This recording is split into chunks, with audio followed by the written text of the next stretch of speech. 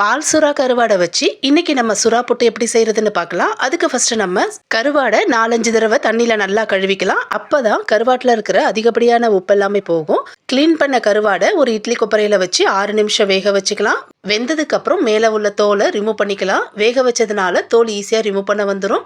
தோலை உரிச்சதுக்கு அப்புறம் இதுக்கு நடுவுல முள்ளு இருக்கும், அதையும் நம்ம ரிமூவ் பண்ணிக்கலாம். இப்போ இதை நம்ம நல்லா உதுத்தி வச்சுக்கலாம். இந்த மாதிரி ஒரு கடாயில் கொஞ்சமாக எண்ணெய் ஊற்றிக்கலாம். எண்ணெய் நல்லா காஞ்சதும் அதில் ஒரு பச்சை மிளகாவை குட்டி குட்டியாக கட் பண்ணி சேர்த்துக்கலாம். கூடவே ஒரு கொத்து கருவேப்பிலை போட்டுக்கலாம். இப்போ இது கூட 2 பெரிய வெங்காயத்தை சின்ன சின்னதாக கட் பண்ணி சேர்த்துக்கலாம். வெங்காயம் பாதி அளவு வதங்கினதும் அது கூட 1 ஸ்பூன் இஞ்சி பூண்டு பேஸ்ட் போட்டுக்கலாம். இஞ்சி பூண்டோட பச்சை மணம் போகிற வரைக்கும் வதக்கிக்கலாம். வதங்கினதுக்கு அப்புறம் உதுத்தி வச்சிருக்கிற சுறாவை இது கூட சேர்த்துக்கலாம். இது கூடவே கொஞ்சமாக மஞ்சத்தூள், கொஞ்சமாக மிளகுத்தூள் போட்டுக்கலாம். இதுக்கு நம்ம உப்பு சேர்க்க வேண்டிய அவசியம் இல்லை, ஏன்னா கருவாட்டிலேயே உப்பு இருக்கும்.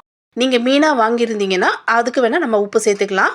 இப்போ கடைசியாக இதில் கொஞ்சமாக கொத்தமல்லி தலையை போட்டு கிளறி இறக்கணும்னா நம்மளுடைய சூப்பரான சுறா புட்டு ready.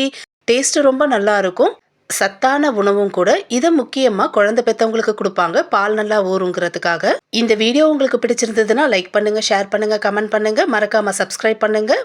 By from Latchu vlogs.